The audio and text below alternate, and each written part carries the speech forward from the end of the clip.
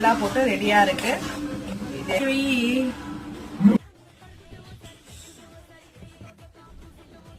என்னன்னு பாத்தீங்களா, ப்ரௌனி தான்.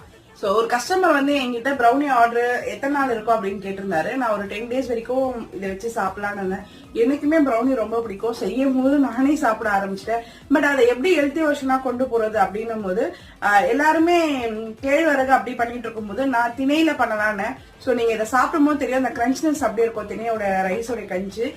நான் திணை அரிசியை ஆல்ரெடி ஒரு வீடியோ போட்டிருந்தேன், ஊற வச்சிருந்தேன். அதை ஊற வச்சு ட்ரை பண்ணி அதுலதான் இந்த ப்ரௌனி பண்ணியிருக்கேன். நல்லா எம்மியா கலர்ஃபுல்லா இருக்கு.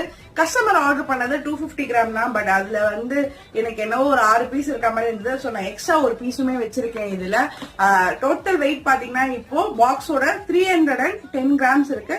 சோ இதை நம்ம கஸ்டமருக்கு இன்னைக்கு டெலிவரி பண்ண போறோம். உங்களுக்குமே இந்த கிறிஸ்துமஸ்க்கு சாக்லேட்ஸ் அண்ட்